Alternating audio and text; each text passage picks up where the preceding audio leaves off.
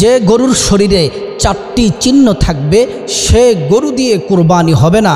যে পশুর শরীরে 4টি চিহ্ন থাকবে আল্লাহর রসুল সাল্লাল্লাহু আলাইহি ওয়াসাল্লাম সে পশু দিয়ে কুরবানি করতে তিনি অপছন্দ করতেন এবং নিষেধ করেছেন। হাদিসটি আপনারা পেয়ে যাবেন সুনান ইবনে মাজার 3144 নম্বর হাদিস। আল্লাহর রসুল সাল্লাল্লাহু আলাইহি ওয়াসাল্লাম বলেন, আরবাউন লা তুজজিউ ফিল আদাহি, 4 প্রকারের পশু কুরবানি করলে তা যথেষ্ট হবে না, কুরবানি হবে না। আল্লাহর রসুল সাল্লাল্লাহু আলাইহি ওয়াসাল্লাম বলছেন সে পশু দিয়ে তোমরা কুরবানি করবে না।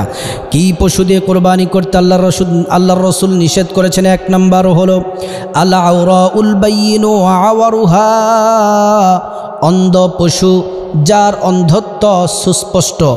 অন্ধ পশু, যে পশু চোখে দেখতে পায় না, তার অন্ধত্ব সুস্পষ্ট, সে পশু দিয়ে যদি আপনি কোরবানি দেন, সে গরু দিয়ে যদি আপনি কোরবানি দেন, কোরবানি হবে না।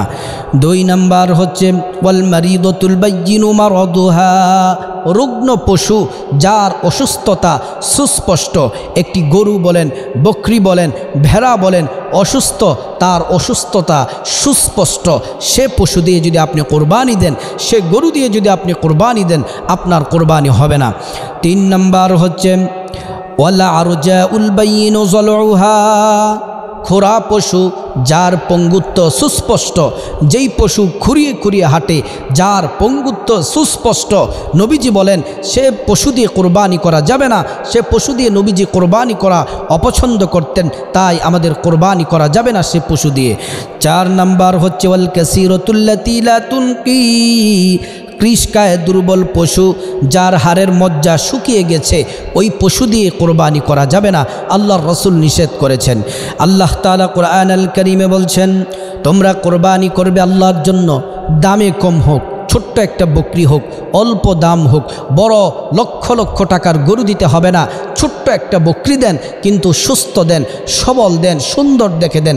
কারণ আল্লাহ রাব্বুল আলামিন বললেন আল্লাহ তাআলা কুরবানির পশুটা মোটা তাজা, এটা কি বড় নাকি ছোট সেটার প্রতি আল্লাহ তাআলা ভ্রুক্ষেপ করেন না, আল্লাহ তাকাবেন না, আল্লাহ শুধু তাকাবেন অন্তরের দিকে, তাকওয়ার দিকে।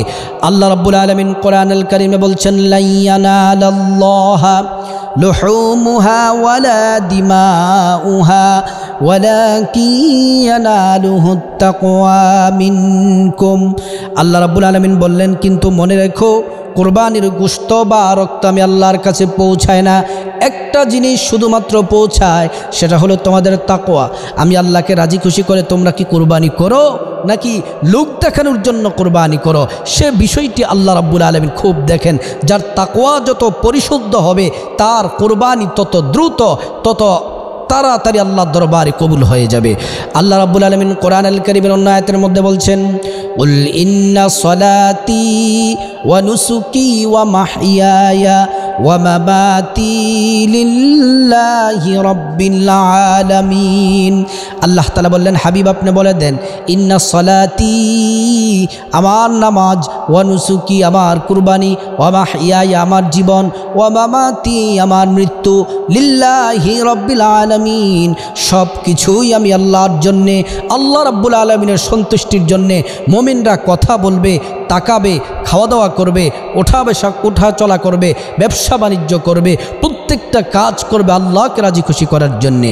আল্লাহ রাব্বুল আলামিন কোরআনুল কারীমের সূরাতুল কাউসারের মধ্যে বলছেন ফাসাল্লি লিরাব্বিকা ওয়ানহার, তোমরা নামাজ পড়ো তারপরে কোরবানি করো।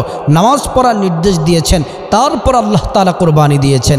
কিন্তু অনেক মানুষ দেখা যাবে যে নামাজ পড়ে না কিন্তু কোরবানি দেয় না, নামাজ পড়তে হবে তারপর আপনাদেরকে কোরবানি দিতে হবে। আল্লাহ রাব্বুল আলামিন হযরত ইব্রাহিম আলাইহিস সালামকে পরীক্ষা করেছিলেন। হযরত ইব্রাহিম আলাইহিস সালামকে আল্লাহ তাআলা কঠিন পরীক্ষা দিয়েছিলেন। নিজের কলিজার টুকরা সন্তানকে কোরবানি দেওয়ার জন্য আল্লাহ নির্দেশ দিয়েছেন। হযরত ইব্রাহিম আলাইহিস সালামের 90 বছর বয়স আল্লাহ একটি সন্তান দিলেন। সন্তান দেওয়ার পরে আল্লাহ কঠিন পরীক্ষার সম্মুখীন হতে দিলেন। হযরত ইব্রাহিম আলাইহিস সালামকে পরীক্ষা করলেন। আল্লাহ বললেন তুমি তোমার স্ত্রী, তোমার সন্তানকে নির্জনে নির্বাসে তুমি রেখে আসো।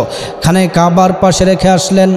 সন্তান যখন বড় হতে লাগলো, বালেগ হলো, আল্লাহ রাব্বুল আলামিন নির্দেশ দিলেন কোরবানি দেওয়ার জন্যে। ফালাম্মা বালাগা মাআহুস সা'য়া ক্বালা ইয়া বুনাইয়া ইন্নী আরা ফিল মানামি আন্নী আযবাহুকা ফানজুর মাযা তারা قال يا أبت فعل ما تؤمر ستجدني إن شاء الله من الصابرين আল্লাহ রাব্বুল আলামিন বললেন তোমার সন্তানকে কোরবানি করো, প্রিয় বস্তুকে কোরবানি করো। সন্তানকে নিয়ে গেলেন কোরবানি দেওয়ার জন্যে। যখন তিনি হযরত ইসমাঈল আলাইহিস সালামের চোখ বাঁধলেন, হাত বাঁধলেন, পা বাঁধলেন, যখন তিনি শুয়ে দিলেন, আল্লাহর নামে তাকবীর দিয়ে যখন গলায় ছুরি চালিয়ে দিলেন, আসমান জমিনের ফেরেশতারা কান্না করতে লাগলো। আল্লাহ তাআলা বললেন জিবরাইল যাও যাও জান্নাত থেকে দুম্বা নিয়ে যাও। জান্নাত থেকে দুম্বা নিয়ে হযরতে জিবরাইল আলাইহিস সালাম চলে আসলেন। হযরত ইসমাঈল আলাইহিস সালামকে সরিয়ে দুম্বা শুইয়ে দিলেন, আর দুম্বাটা জবাই হয়ে গেল। দুম্বা জবাই হয়ে গেল।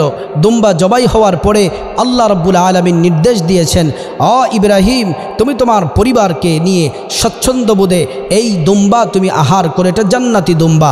আল্লাহ তাআলা হযরতে ইব্রাহিম আলাইহিস সালামের পরীক্ষা আল্লাহ তাআলা উত্তীর্ণ করেছিলেন, পরীক্ষায় পাশ করেছিলেন। আল্লাহ তাআলা ইব্রাহিম আলাইহিস সালামকে খলিল উপাধি দিয়েছেন। আজকে আমরা কোরবানি করব, আমাদের টাকা হালাল হতে হবে, হালাল টাকা দিয়ে হালাল পশু ক্রয় করতে হবে। যদি যেই 4টি চিহ্নের কথা বললাম, যদি কোনো পশুর মধ্যে 4টি চিহ্ন থাকে, তাহলে এই পশু দিয়ে কোরবানি করলে যথেষ্ট হবে না, কোরবানি হবে না। আপনি সুস্থ এবং সুন্দর পশু দেখে আপনি আল্লাহকে রাজি খুশি করার জন্য কোরবানি করবেন। আল্লাহ তাআলা প্রত্যেকের কোরবানি আল্লাহ তাআলা কবুল করুন এবং হালাল টাকায় হালাল পশু দিয়ে কোরবানি করার আল্লাহ তাআলা তৌফিক দান করুন।